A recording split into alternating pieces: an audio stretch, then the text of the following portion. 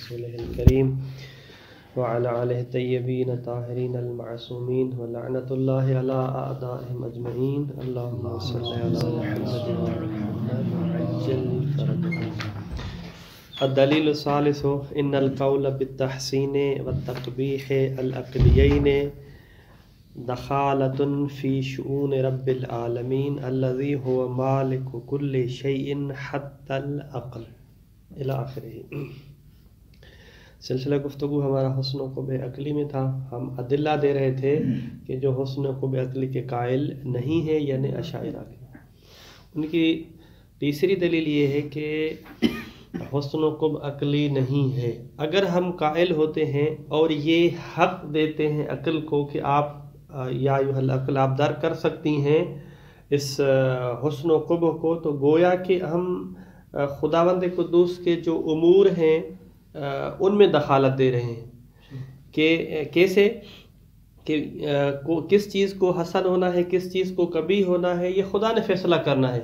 یہ جو فیصلے کا اختیار ہے کہ یہ چیز اچھی ہے، صحیح ہے، یہ چیز غلط ہے، باطل ہے، اس کا اختیار فیصلے کا کس کے پاس ہے؟ خدا کے پاس ہے. آپ نے یہ اختیار کس کو دے دیا؟ عقل کو دیا. خدا کے بتائے بغیر جو ہے فیصلہ کرے کون؟ عقل. اس کا مطلب ہے کہ جو فیصلہ خدا کے پاس تھا وہ آپ نے اٹھا کے عقل کو دے دیا. تو یہ خدا کے شؤون میں دخالت ہے، اور خدا کے شؤون میں دخالت جو ہے قبول نہیں ہے. یہ جو ہے اس کا اعتراض کرتے ہیں اور دلیل پیش کرتے ہیں کہ لہذا یہ حسن و قبح عقلی نہیں ہے. جواب میں مصنف کہتے ہیں دیکھیں بھائی بات واضح سی ہے.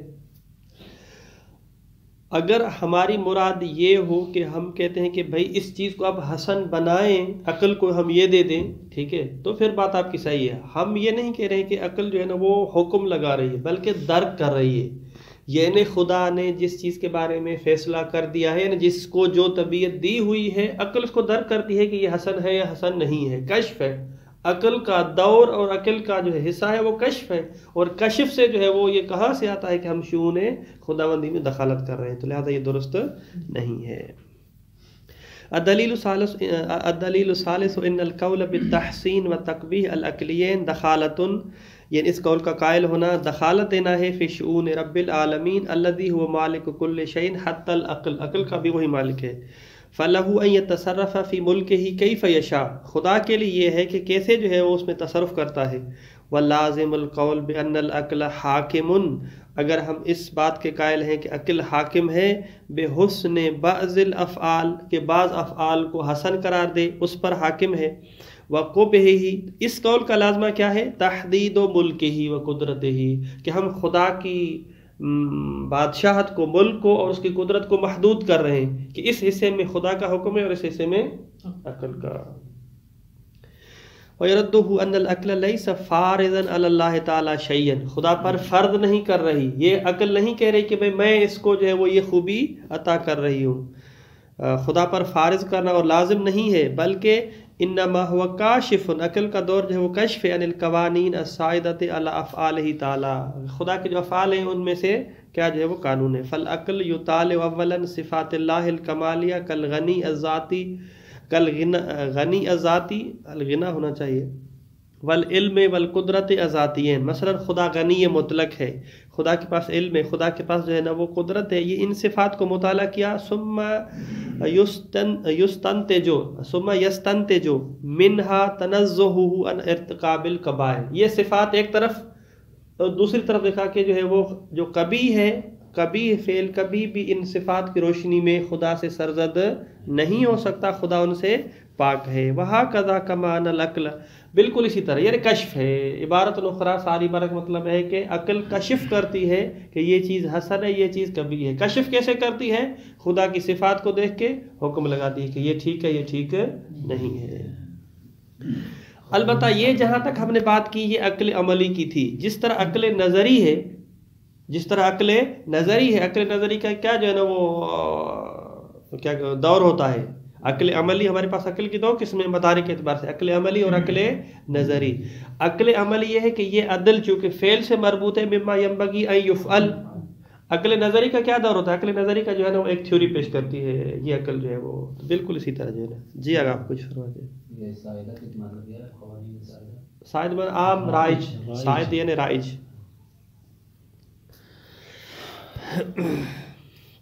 وہذا کما ان العقل النظری یکشف، کشف کرتی ہے عقل نظری، ان القوانین، ان قوانین کو، السائدۃ جو رائج ہیں، علی نظام الکون و عالم طبیعت، وبالتامل فیما ذکرنا یظہر ضعف سائر ما استدل بہ القائلون بنفی تحسین و تقبیح العقلین. تامل کریں گے تو اور بھی ادلہ، چونکہ صرف ہم نے تو یہ ادلہ پیش کیے ہیں، تقریباً 6 سے 7 ادلہ انہوں نے پیش کیے، وہ سارے کے سارے ان کا مرجع اسی طرح ہے. ولا نرى حاجتا فی ذکرها و بیان وجوہ الخلل فیہا، جو ان کی ضرورت نہیں ہے. التحسین و تقبیح فی الکتاب العزیز، جو ہے نا وہ کتاب عزیز میں جو ہے روایت ان اللہ یامر بالعدل والاحسان، یہ ساری جتنی بھی آیات ہیں آپ ان کو لے کے آئیں گے تو اس سے پتہ چلتا ہے کہ خدا جو ہے نا وہ حکم دیتا ہے حسن و قبح عقلی کا، اس میں کوئی دقت کی بات بھی نہیں ہے اور نہ ہی کوئی بات اس میں پیچیدہ ہے. جی انشاءاللہ ہم جو ہے نا وہ فصل ثالث پہ آ جاتے ہیں. فصل ثالث افعال اللہ سبحانہ معللۃ بالغایات، اہم بحث ہے اور شاید جو ہے نا ہم سے مربوط بھی ہے کہ فعل خدا سے، چونکہ ہم صفات فعلیہ میں بحث کر رہے ہیں، فعل خدا کے معنی بحث ہے کہ جو افعال خدا ہیں ان کے لیے کوئی غرض اور غایت ہے یا نہیں ہے. ہم جب آتے ہیں مثلا علتوں میں، تو علتوں کے ہم نے 4 اقسام پڑھے تھے. علت کے 4 اقسام ہیں. ایک علت فاعلیہ ہے، ٹھیک، علت فاعلیہ. دوسرا علت غائیہ. تیسرا مادی. اور چوتھی علت سوری. یہ 4 علتیں ہوتی ہیں، ٹھیک ہے. کسی بھی چیز کے لیے 4 علتوں کا ہونا ضروری ہے. منتہا یہ مادے کے ہے، لیکن اگر کوئی چیز مجرد ہو تو اس کے لیے 2 ہی علتیں ہوتی ہیں. مجردات کے لیے 2 ہی علتیں ہوتی ہیں، 4 علتیں نہیں ہوتی ہیں، کیونکہ جو مجرد ہے اس کو مادہ نہیں ہے. جب مادہ نہیں ہے تو پھر صورت بھی نہیں ہے. واضح ہے. یا اسی طرح جو مثلا جو احکام ہیں، مثال کے خدا نے حکم کیا تو اس کے لیے بھی 2 ہی علتیں ہیں، علت فاعلی اور علت غائی. کیونکہ کوئی جو حکم ہے مثلا اس کے لیے کوئی مادہ تو نہیں ہے، جب مادہ نہیں ہے تو صورت بھی نہیں ہے. بس کچھ چیزوں کی 4 علتیں ہوتی ہیں اور کچھ چیزوں کی جو ہے وہ 2 علتیں ہوتی ہیں. لیکن ہر صورتوں میں علت فاعلی اور علت غائی ہے ہی ہے. آپ چیزوں کی جتنی بھی تقسیم بندی کریں، کچھ کے لیے 4 ہیں، کچھ کے لیے 2 ہیں، لیکن یہ علت فاعلی اور علت غائی ہر جگہ پہ موجود ہے. واضح ہے. یہی ہمارا سوال ہے کہ آیا افعال خدا کے لیے علت غائی ہے یا علت غائی نہیں ہے. ٹھیک ہے. یہ تو چیزوں کے 4 صورتیں ہیں، یہ تو 2 صورت. تو یہ افعال جو حکم ہے زبانی، یہ جو آپ کہہ رہے ہیں اس کو تو صورت نہیں کہیں گے، پھر اس کو تو اس لیے ہم نے کہا اس کے لیے 2 ہیں، اس کو چیز کہیں گے کوئی. ہاں، لیکن بالآخر فعل ہے، خدا کا فعل ہے. قول بھی فعل ہے، قول بھی فعل من اللہ تعالی.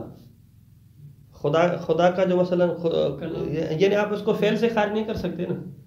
یعنی چیز لے کے آئے تو بھی مثلا مخلوق ہے، خلقت ایک فعل ہے مثال کے طور پہ. یعنی اس کو جہاں سے بھی لے کے یہاں تک لے کے آئیں گے کہ فعل ہے. کچھ افعال ایسے ہیں جو مجرد ہیں، کچھ افعال ایسے ہیں جو مادی ہیں. کچھ افعال کا تعلق مادہ سے ہے تو لہذا 4 چیزیں ہیں. کچھ افعال کا تعلق مادہ سے نہیں ہے کہ وہ مادے کی شکل میں فعل وقوع پذیر ہو، اس وجہ سے اس کی جو ہے نا وہ 2 ہی علتیں ہوتی ہیں. واضح ہے. اور ہم نے یہ سابقہ بیان کیا تھا کہ جو مٹیریلسٹ ہیں، مادہ پرست ہیں، بس جو کمیونسٹ ہیں یا جو دہریے جن کو ہم کہتے ہیں، ان کا اور جھگڑا کس چیز میں ہے؟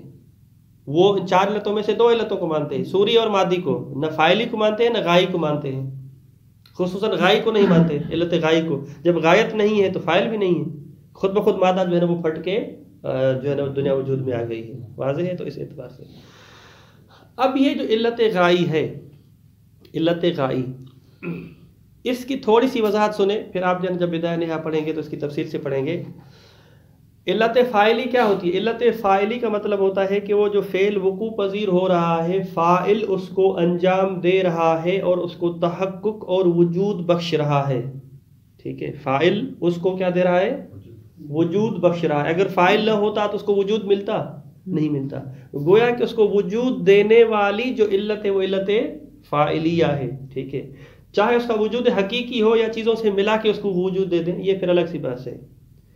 علت غائی کیا ہے؟ علت غائی وہ ہوتی ہے جو فاعل کو فاعل بنانے والی ہے. ہاں، علت غائی کیا ہوتی ہے؟ جو فاعل کو فاعل بنانے والی ہے. مثال اس کی جو ہے نا کوئی ہم اپنی یہاں سے دے دیتے ہیں مثال کے طور پہ. مثلا باورچی ہمارا، مثلا ہم میں سے کوئی بھی ایک باورچی ہے، کھانا پکاتا ہے. کیوں پکاتا ہے؟ تاکہ اس کا ہدف کیا ہے؟ تاکہ ہم کھا سکیں، بھوک لگی ہے مثال کے طور پہ. ٹھیک ہے، تو کھانا پکانے والا یہ فاعل ہے، اس کی غرض و غایت کیا ہے؟ بھوک کو مٹانا. مثال کے طور پر بھوک کو مٹانا. یہ بھوک کو مٹانا ایک ایسی غایت تھی، ایک ایسی غرض تھی کہ جس نے فاعل کو مجبور کیا یا فاعل کو متحرک کیا. اب مجبور نہ بھی کہیں، فاعل کو متحرک کیا کہ کھانا بنائے. اگر یہ بھوک نہ ہوتی ہم کھانا بناتے؟ مثال کے طور پہ جس کو بنا بنایا ملتا ہے وہ بناتا ہے؟ نہیں بناتا. کیوں بناتے ہیں؟ یہ علت غائیہ حقیقت میں فاعل کو فاعل بناتی ہے، فاعل کے اندر تحرک پیدا کرتی ہے تاکہ اس کو انجام دے دے. اگر یہ غایت نہ ہوتی تو یہ فعل وقوع پذیر ہوتا؟ نہیں ہوتا. یہاں نقطہ واضح ہو گیا. یعنی اگر علت غائی نہ ہو تو فعل متحقق نہیں ہوگا. کیوں بھیا انجام دے، کیوں کھانا پکائیں ہم؟ واضح ہے. تو لہذا ہر فعل کے لیے علت غائی کا ہونا ضروری ہے. ہر فعل کے لیے علت غائی کا ہونا ضروری ہے. حتیٰ کہ مثال کے طور پہ تھوڑا سا زیادہ کہتے ہیں کہ ہم یہ تسبیح گھما رہے ہیں، یوں کر بیٹھے ہوتے ہیں نا، کبھی کبھی مثلا وہ داڑھی، بڑی داڑھی جس کی ہوتی ہے وہ یوں کر رہے ہوتے ہیں، یوں کر رہے ہوتے ہیں. یہ بھی فعل ہے. یہ جو فعل ہے اس کا ایک فاعل ہے وہ داڑھی کو یوں کرنے والا، تو اس کی کون سی غایت ہے؟ فعل تو متحقق ہو رہا ہے. تو کہتے ہیں ولو یہ فعل ہو، اس کے لیے پیچھے غایت ہے. وہ کیا ہے؟ وہ اپنے یوں مزے لے رہا ہے مثال کے طور پہ، یا فرض کے تو وہ کیا کہتے ہیں ایک عادت ہے اس کو جو ہے نا پورا کر رہا ہے. کوئی بھی یعنی آپ اس کے پیچھے جائیں گے کوئی نہ کوئی اس کے پیچھے ضرور اس کی غرض اور غایت ہوگی. تو کوئی فعل غرض اور غایت سے خالی نہیں ہو سکتا، اس وجہ سے کہ فعل میں فاعل کو فعل کی طرف لانے والی یہ غایت ہے. جب یہ غایت نہیں ہوگی تو فعل متحقق نہیں ہوگا. فعل کا تحقق بتاتا ہے کہ پیچھے جو ہے نا وہ کوئی نہ کوئی چیز ہے. وَإِلَّا ابس ہو جائے گی، وَإِلَّا جو ہے نا وہ فعل جو ہے وہ ابس ہو جائے گا. ولو ابس بھی ایک جو ہے نا وہ غایت ہے، ابس بھی ایک قسم کی جو ہے نا وہ غایت ہے. اب آ جاتے ہیں یہاں پہ، اب سوال کرتے ہیں کہ خداوند قدوس یہ جو مخلوق ہے، یہ جو دنیا کو پیدا کیا ہے، یہ جو عالم ہے، یہ جو ساری چیزیں ہیں، یہ فعل خدا ہے. یہ کیا ہے؟ فعل خدا ہے. تو اگر یہ فعل خدا ہے تو اس کی غایت ہے یا غایت نہیں ہے؟ واضح ہے. یہاں پر بھائی کیوں سوال کر رہے ہیں خدا کے لیے غایت ہے یا غایت نہیں ہے؟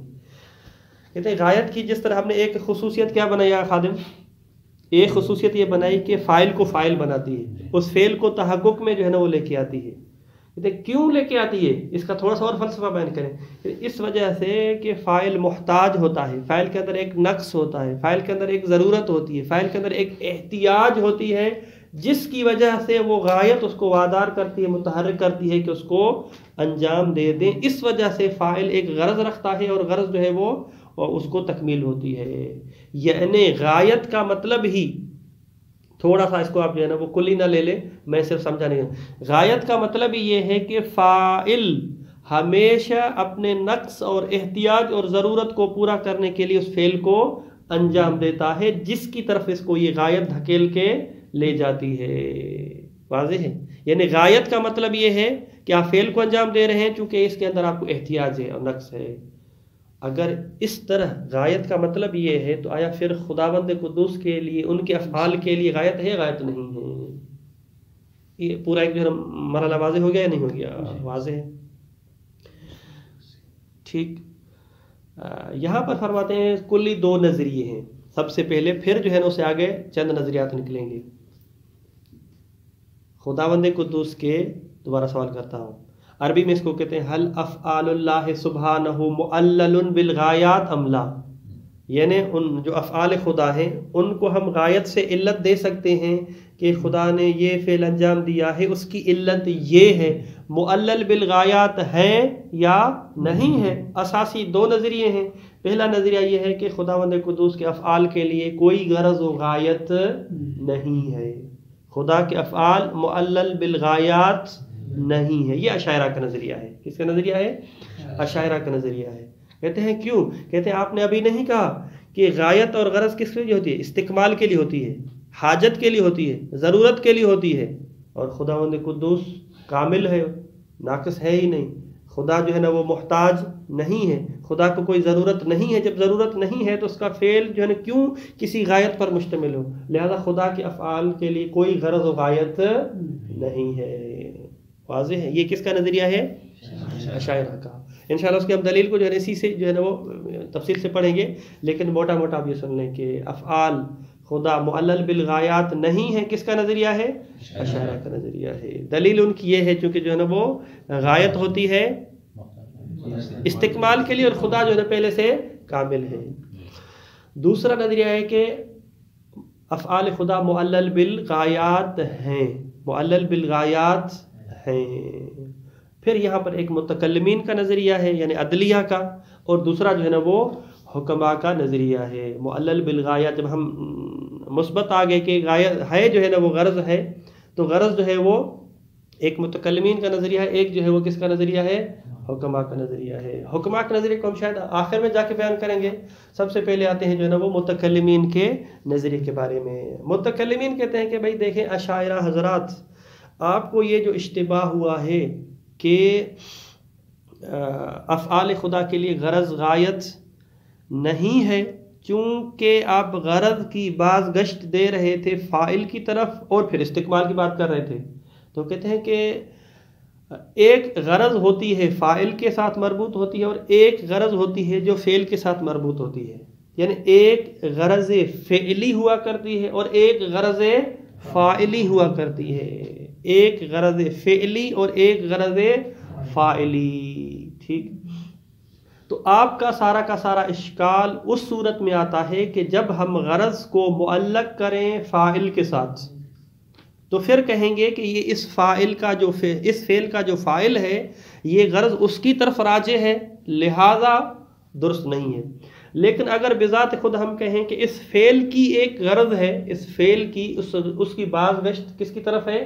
فعل کی طرف ہے، تو پھر اشکال لازم نہیں آئے گا، اور اس فعل کی جو غرض کی بازگشت ہے ضروری نہیں ہے کہ فاعل کی طرف ہو، اللہ کی طرف ہو، بلکہ مخلوقات کی طرف بھی جو ہے وہ ہو سکتی ہے۔ اس کی سادہ سی مثال یوں ہے، سادہ سی مثال ہم یوں لیتے ہیں البتہ سمجھانے کے لیے نا، وہ مثال کے طور پہ آپ نے دیکھا ہوا کہ یہ جو NGOs ہیں، ٹھیک ہے، یہ جو بڑی بڑی کمپنیاں اور مثلا یہ ادارے ہوتے ہیں، پتہ نہیں کہاں بیٹھے ہوئے ہیں، اور ہمارے بلتستان میں، کشمیر میں، سندھ میں، تھر میں بچے جو بیمار ہو رہے ہیں مثلا تھر میں، تو کروڑوں اربوں روپے جو ہے نا وہ خرچ کر رہے ہیں ان کو جو ہے نا وہ دینے کے لیے، ٹھیک ہے، پیسے وہ خرچ کر رہے ہیں، ٹھیک ہے، پیسے جو وہ خرچ کر رہے ہیں ان کو پتہ بھی نہیں، فرض کریں کہ کس بچے پہ پیسے جو ہے نا وہ خرچ ہو رہے ہیں۔ تو یہ جو کام ہے، ٹھیک ہے، یہ جو کام ہے، آیا ان کا فائدہ خود ان کو جا رہا ہے یا اس کا خود اس ایک فعل میں فائدہ ہے؟ خود اس فعل میں فائدہ ہے۔ کہتے ہیں مانا نہیں، کیونکہ یہ میں عرفی مثال لے رہا ہوں، ہو سکتا ہے اس میں اشکال آپ کر سکتے ہیں، تسامحی مثال ہے۔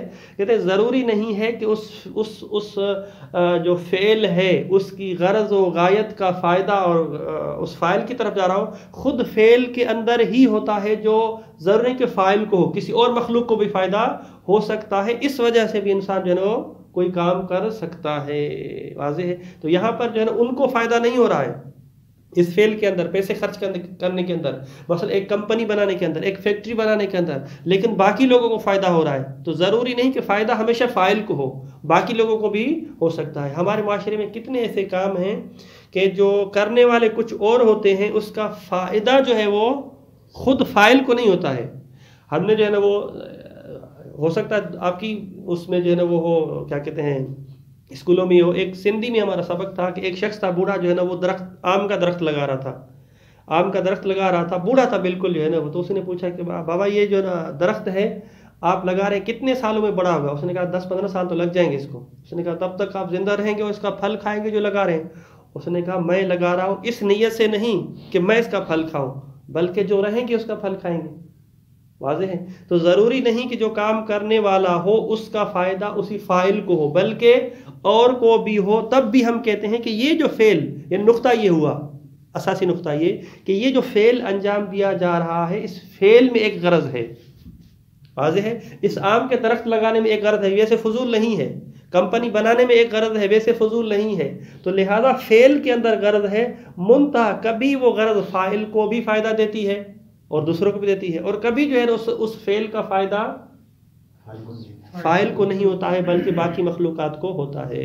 تو یہاں پہ متکلمین فرماتے ہیں کہ خداوند قدوس کے جو افعال ہیں ان کے لیے غرض و غایت ہے، منتہا خدا نے یہ جو خلق کیا ہے، جنت بنائی ہے، یہ ساری چیزیں بنائی ہیں، خود خدا کو اس کا کوئی فائدہ نہیں ہے بلکہ اس کا فائدہ بھی خود جو ہے وہ مخلوق کے لیے ہے. تو نتیجہ یہ نکلا کہ فعل بدون غرض نہیں ہے. کیا فعل بدون غرض نہیں، اس کی غرض ہے، منتہا اس کا رجوع دوسری مخلوق کی طرف ہے، اس کا رجوع دوسری مخلوق کی طرف ہے. بس ہمارا جو قانون تھا کہ ہر فعل کے لیے ایک غرض کا ہونا ضروری ہے، ہر فعل کے لیے ایک غرض کا ہونا ضروری ہے، وہ جو ہے نا یہاں پر بات ثابت ہو گئی کہ فعل کے لیے غرض کا ہونا ضروری نہیں ہے. منتہا کچھ جو ہے نا وہ اغراض فاعل کی طرف جاتی ہیں، کچھ جو ہے نا وہ فاعل کی طرف نہیں جاتی. جی آگا شرف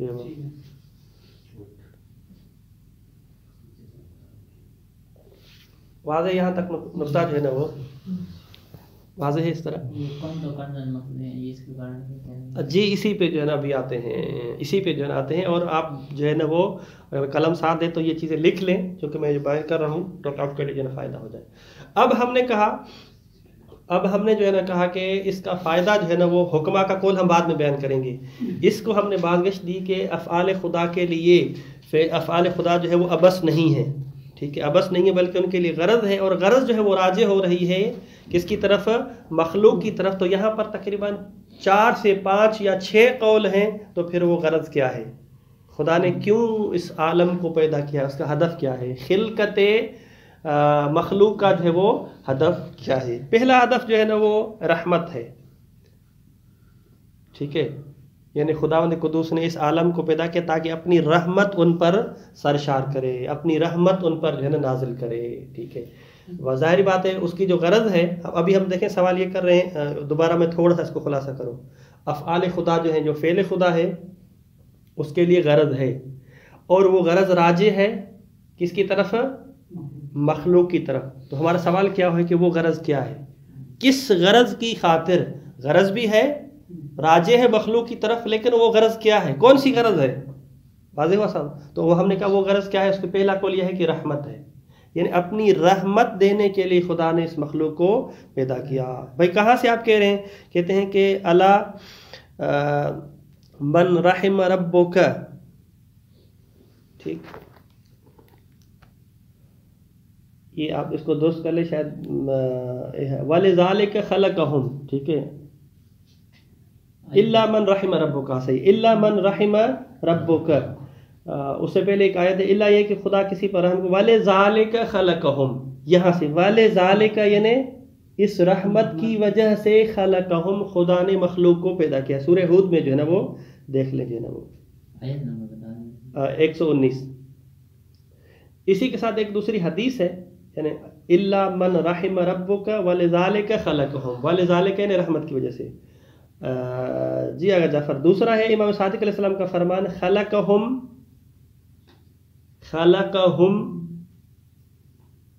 لیفعلوا، خدا نے پیدا کیا ہے ان کو، لیفعلوا ما، تاکہ وہ اعمال انجام دے دیں، یستجیبوا بہ رحمتہ، تاکہ وہ رحمت کے مستحق ہو جائیں، ٹھیک ہے. لخلقہم پیدا کیا ہے تاکہ خدا نے رحمت تو کرنی ہے، لیکن اس رحمت کو حاصل کرنے کے لیے پھر ایک معیار بیان کیا. وہ معیار کیا ہے؟ ما لیفعلوا ما یستجیب بہ رحمتہ، خدا کی رحمت سب کے لیے ہے لیکن اس کے حاصل کرنے کے لیے کوئی کچھ شرائط ہیں. تو خلاصہ یہ ہو کہ پہلا قول یہ ہے کہ اللہ نے پیدا کیا ہے اس مخلوق کو کس وجہ سے؟ رحمت کے لیے. دوسرا قول العبادت ہے، وہ آپ پڑھ چکے ہیں جب وما خلقت الجن والانس، سورہ زاریات میں سے، وما خلقت الجن والانس الا لیعبدون. جی بعض اس کی تشریح کرتے ہیں جو ہے نا معرفت، لیکن اصل وہی یعبدون ہے۔ نمبر 3 معرفت، نمبر 3 جو ہے نا معرفت، کنتو کنزم مخفیہ، یہ کنتو کنزن مخفیہ فاحببت ان اعرف، کنتو کنزن مخفیہ فاحببت ان اعرف فخلقت الخلق لے کئی اعرف یا لے اعرف، ٹھیک ہے اس طرح جو ہے نا کنتو کنزم مخفیہ فاحببت ان اعرف، مجہول پڑھیں گے اس کو، فخلقت الخلق لے اعرف لے کئی اعرف، جو آپ جو ہے پڑھ سکتے ہیں، کئی لگائیں گے تو بھی یہاں مقدر ہوگا جو لگائیں گے۔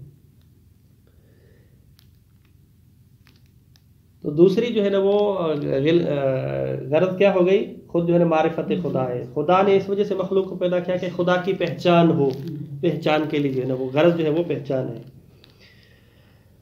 اچھا اظہار قدرت یا اظہار حکمت، خدا نے مخلوق کو پیدا کیا تاکہ بتا سکے کہ میں کتنا قادر ہوں یا میں کتنا حکیم ہوں۔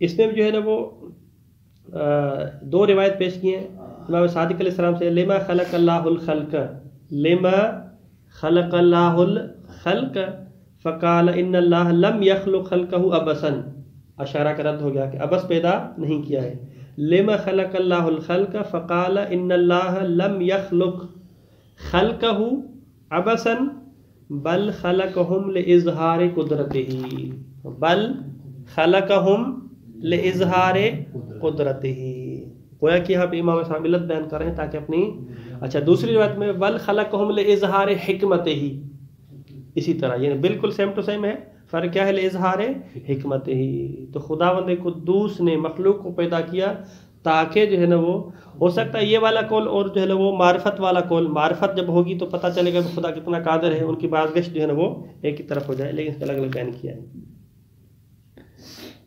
اچھا اگلا جو ہے نا وہ اہل بیت علیہ السلام، ٹھیک ہے، علت غائی جو ہے نا وہ اہل بیت علیہ السلام ہیں، اس میں بہت زیادہ روایات ہیں، بس صرف میں وہ ایک ہی وہ نوٹ کرواؤں گا کہ جس میں جو لولاک لما خلقت الافلاق والی جو حدیث ہے، لولاک لما خلقت الافلاق، لولا علی لما خلقتک، لولا مثلا فاطمہ لما خلقتک، تو یہ بیان کرتے ہیں کہ یعنی مقصد جو ہے وہ کیا ہے، خود اہل بیت علیہ السلام ہے یہ۔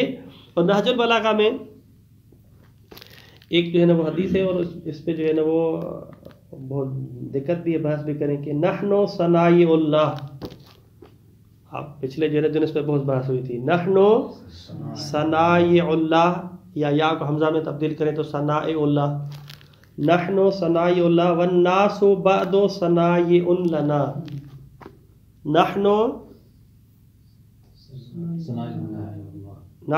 لکھ دیا صنائع اللہ، صنائع اللہ یا صنائع حمزہ کے ساتھ، والخلق والناس بعد صنائع لنا یا صنائعنا، دونوں سے صنائع لنا بھی ہے اور ایک عبارت میں صنائعنا ہے۔ اس تعریف کے بعد دوسرا بنانے کے معنی، ہاں یہاں پہ جو ہے نا وہ جو لوگ اہل بیت علیہ السلام کو خالق مانتے ہیں وہ یہاں سے بحث کرتے ہیں، یہ جو ہے نا وہ کہ اس کا اگر نہج البلاغہ میں ہے اور بہار الانوار میں جو سرچ کریں، خطبہ میں نے نوٹ نہیں کیا، اس میں آپ لگائیں گے تو آ جائے گی جی۔ یہاں پر جو نحن صنائع اللہ، اس کا ایک ترجمہ کرتے ہیں کہ ہم مخلوق خدا ہیں، ہم صنائع سنت یعنی وہی بنی ہوئی چیز، بناوٹ جو ہے، ٹھیک ہے، یعنی خدا نے ہمیں بنایا ہے، والناس بعد، اور اس کے بعد جو ہے نا وہ جو لوگ ہیں صنائع لنا، ہمارے بنائے ہوئے ہیں، ٹھیک ہے، میں دیکھو عوامی ترجمہ کر رہا ہوں، ٹھیک ہے، اور لوگوں کو جو ہے نا وہ ہم نے بنائے، صنائعنا ہماری پروڈکٹ ہے، ہمارے پیدا کردہ ہیں، ٹھیک ہے۔ یہ جو خالق مانتے ہیں اہل بیت علیہ السلام کو کہ زمین و آسمان اور ساری چیزیں کس نے بنائی ہیں، ثنا کا معنی کیا ہے، ثنا کا معنی بنانا، نحن صنائع اللہ، ہم وہ ہیں کہ جس کو خدا نے بنایا ہے۔ والناس بعد، اور اس کے بعد جو لوگ ہیں صنائعنا، یوں اس عبارت پہ صنائعنا، ہم نے بنایا، ہمارے بنائے ہوئے ہیں. اس کا مطلب کیا ہوا کہ زمین و آسمان اور ان چیزوں کو جو ہے دیکھیں آیت جو ہے نا یہ کیا نہج البلاغہ ہے، نہج البلاغہ میں واضح جو ہے نا وہ اس طرح ہے. تو لہذا اس پر دقت کریں. حقیقت میں جو ہے نا وہ یہاں ثنا کے معنی پروردہ ہے، پروردہ، تربیت یافتہ. ٹھیک ہے، دونوں صحیح ہیں، صنائع لنا یا صنائعنا. ہاں لیکن وہ والی عبارت بھی ہے. دونوں صورتوں میں یہاں پر معنی یہ ہے کہ خدا نے ہماری تربیت کی اور ہمیں تعلیم دیا ہے اور ہمیں جو ہے نا وہ سدھایا ہے، سکھایا ہے، اور اس کے بعد جو ہے نا وہ لوگوں کو سکھانا، سدھانا، تربیت کرنا، تعلیم دینا، یہ جو ہے نا وہ ہمارا کام ہے. ہم نے یعنی ہم خدا کے مدرسے سے پڑھ کے آئے ہیں اور لوگوں نے جو سب کچھ سیکھا ہے وہ ہم سے ہے. حقیقت حدیث جو ہے وہ یوں ہے، واضح اس طرح. بنانا اور سکھانا ہاں پکانا. یہ یہاں جو ہے نا وہ صنائع جب استعمال کریں تو اس معنی میں آتا ہے پروردہ میں. ہاں تربیت. پروردگار کس کو ہم کہتے ہیں؟ پروردگار جو ہے نا وہ اسی سے ہے. پروردگار کیوں کہتے ہیں ہم جو ہے نا وہ ہماری پرورش کرتا ہے نا. اس طرح جو ہے پرورش سے مراد یہاں پہ وہ اس اعتبار سے ہے. تو لہذا ٹائم پتہ نہیں کیا ہو گیا ہے. آخری یہ جو قول ہے وہ یہ ہے کہ اہل بیت علیہ السلام ہی علت غائی ہیں اس عالم کے لیے. ٹھیک ہے، وہ جو جس غرض کے جو ہے نا ان کو پیدا کیا ہے. کتنا ٹائم ہے ہمارے پاس؟ 8 منٹ ہے. جو تھوڑا سا اس کو جو ہے نا وہ تطبیق کر لیتے ہیں تاکہ جو ہے نا کل پھر اس کو دیکھ لیں. الفصل الثالث الافعال اللہ سبحانہ معللۃ بالغایات من مظاہر. آج خلاصہ چونکہ زیادہ ہو گیا ہے، تھکا دینے والی چیز ہے یہ. افعال اللہ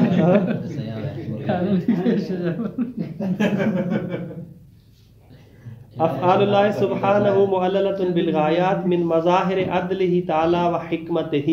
خدا کی عدالت اور حکمت کا تقاضا اور مظہر یہ ہے کہ تنزیہ افعالہ، تنزیہت افعالہ. یہ عبارت کو تھوڑا سا تنزیہ اوکے. کس باب سے پڑھیں گے؟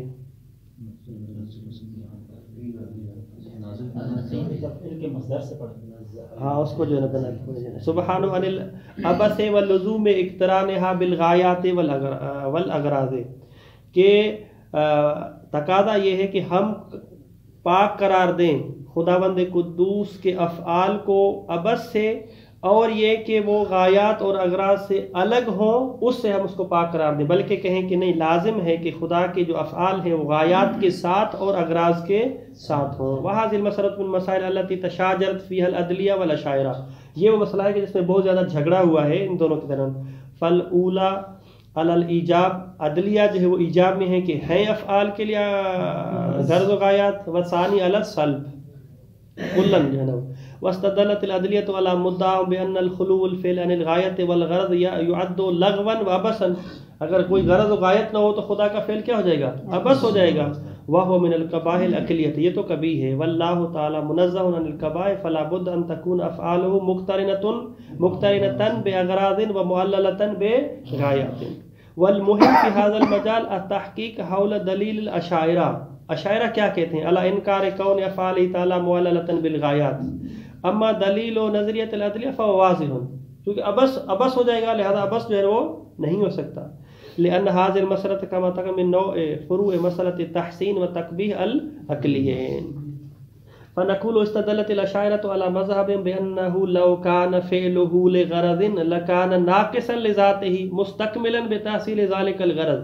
اشاعرہ کہتے ہیں کہ اگر خدا کے فعل کے لیے کوئی غرض ہو تو اس کا مطلب ہے کہ ذاتاً وہ ناقص ہے، ٹھیک، مستکملا اور چاہتا ہے بتحصیل ذلك الغرض، اس غرض کی برکت سے خود کو مستکمل اور کامل بنانا چاہ رہا ہے. لأنه لا يصلح غرضا للفاعل الا ما هو اصلح له من عدمه. کیونکہ فاعل کے لیے کوئی چیز غرض ہو ہی نہیں سکتی مگر یہ کہ اس کو عدم سے وجود میں لانے کی صلاحیت ہو. کیوں ہم جو ہے نا وہ کھانا پکائیں مثال کے طور پہ، وہ معنی الکمال، اور کمال کا مطلب یہ کہ ایک کمی تھی اس کو پورا کیا جا رہا ہے. تو لہٰذا غرض ہمیشہ فائل کو کمال دینے کے لیے آتی ہے، اور خدا تو پہلے سے کامل ہے، لہذا غرض نہیں ہے. یلاحظ لأن الأشاعرة خلطوا بین الغرض الراجع إلى الفاعل والغرض الراجع إلى فعله، غرض فاعلی اور غرض فعلی میں خلط کیا ہے. فالاستکمال لازم فی الاول دون ثانی، جو استکمال ہمیشہ ملتا ہے وہ جب فاعل کے لیے ہو تب ہوتا ہے، نہ کہ ثانی میں. والقائل بکون افعالہ معللۃ بالاغراض والغایات والدوائی والمصالح، جو قائل ہے کہ خدا کے افعال کے لیے غرض و غایت و دائی اور مصلحت ہے، انما یعنی بہا الثانی دون الاول، وہ کہتے ہیں کہ وہ والی غرض ہے جو فاعل کی طرف راجع نہیں بلکہ فعل کی طرف راجع ہے، استکمال والی نہیں بلکہ خود فعل کے اندر ایک غرض ہے، فعل بدون غرض نہیں ہے. توضیح ذلك ان العلة الغائية في افعال الفوائل البشرية هي السبب لخروج الفاعل عن كونه فاعلا بالقوة الى كونه فاعلا بالفعل. کہتے ہیں کہ علت غائی افعال بشریہ میں سبب بنتی ہے کہ فاعل بالقوہ سے فاعل بالفعل بن جائے. یعنی پہلے وہ شخص تھا، اس کے اندر صلاحیت تھی، کچھ بھی کر سکتا تھا، لیکن اب کرنے کے لیے کون سی چیز محرک بنی؟ ہم کہتے ہیں نا جو ہے نا وہ موٹیو جس کو ہم کہتے ہیں، یہ موٹیویشن اسپیکر جو ہوتے ہیں، یہ موٹیویشن اسپیکر مطلب کیا ہوتا ہے؟ یعنی لوگوں کے اندر ایسا ابھار سا پیدا کرتے ہیں اور تحرک پیدا کرتے ہیں تاکہ اس فعل کو انجام دے دیں. فَهِيَ مُتَقَدِّمَةٌ عَلَى الْفِعْلِ صُورَةً وَذِهْنًا وَمُتَأَخِّرَةٌ عَنْهُ وُجُودًا وَتَحَقُّقًا. یہاں پہ ایک نقطہ جو ہے نا وہ شاید میں بیان نہیں کیا، یہ جو علت غائی ہوتی ہے اس کے دو مرحلے ہیں. فعل سے پہلے اس کا ایک وجود ہوتا ہے اور ایک فعل کے بعد اس کا وجود ہوتا ہے. تصور اور ذہن صورت کے اعتبار سے، ٹھیک ہے، وجود ذہنی کے اعتبار سے یہ علت غائی پہلے ہوتی ہے فعل سے. مثلا وہی ہم نے تصور کیا کہ بھائی بھوک لگی ہے، کھانا بریانی کھانی چاہیے، ٹھیک، فوراً آگے جی ہے نا، ٹھیک ہے، تو یہ پہلے ہے، اس کا وجود ذہنی پہلے ہے، ٹھیک ہے، تاکہ بھوک مٹے. اصل بھوک مٹے جو ہے نا وہ تو بھوک مٹنے والا جو تصور ہے پہلے ہے، لیکن جب ہم کھانا پکا کے کھائیں گے بھوک تب جو ہے نا وہ مٹے گی. تو لہذا وجود ذہنی کے اعتبار سے پہلے ہے اور اصل وجود کے اعتبار سے بعد میں. فَهِيَ مُتَقَدِّمَةٌ عَلَى الْفِعْلِ صُورَةً وَذِهْنًا، پہلے ہوتی ہے. وَمُؤَخِّرَةٌ عَنْهُ وُجُودًا وَتَحَقُّقًا وَلَا تَتَصَوَّرُ الْعِلَّةُ الْغَائِيَةُ بِهَذَا الْمَعْنَى فِي سَاحَتِهِ تَعَالَى. خدا کی جو ہے نا وہ سماحت میں جو ہے نا یہ نہیں کہہ سکتے ہم. لغناہ المطلق فی مقام ذات والوصف والفعل، خدا ذات کے اعتبار سے، فعل کے اعتبار سے اور خود جو ہے وہ وصف کے اعتبار سے اس سے پاک ہے. فلا یحتاج فی الایجاد الی شیء وراء ذاتہ، یعنی وہ محتاج نہیں ہے کہ ذات سے ہٹ کے کسی اور چیز کا محتاج ہو. وَإِلَّا لَكَانَ نَاقِصًا فِي مَقَامِ الْفَاعِلِيَّةِ، وَإِلَّا جو مقام فاعلیت میں وہ ناقص ہو جائیں گے. مستقملاً بِشَيْءٍ وَرَاءَ ذَاتِهِ وَهُوَ لَا يَجْتَمِعُ مَعَ غِنَاهُ الْمُطْلَقِ، ذات سے ہٹ کے کسی اور چیز کا محتاج. وَلَكِنْ نفی العلت الغائیت بہذا المعنی، اگر ہم اس معنی میں کہ خدا کے لیے ایسی علت غائیہ نہیں ہے کہ جس سے استکمال ہوتا ہو، کہتے ہیں اس کا لا یستلزم لازمہ نہیں ہے کہ اللہ تترتب علی فعل ہی، کہ خدا کے فعل پر مترتب نہ ہو مصالح و حکم کہ ینتفع بها العباد، جس سے فائدہ حاصل کریں کون؟ بندگان خدا. وینتظم بها النظام، اس پر نظام جو ہے نا وہ چل رہا ہو. وذالک لأنہ سبحانہ فاعل حکیم، اس کا فعل جو ہے وہ حکمت سے خالی نہیں ہوتا ہے. والفاعل الحکیم لا یختار من الافعال الممکنۃ الا ما یناسب ذلك ولا یصدر منه ما یضادہ ویخالفہ. ہے ہمارے پاس ٹائم، کیونکہ اس میں جو ہے وہ بات ہے تھوڑی سی. ہاں، صلی اللہ علیہ محمد وآلہ الطاہرین.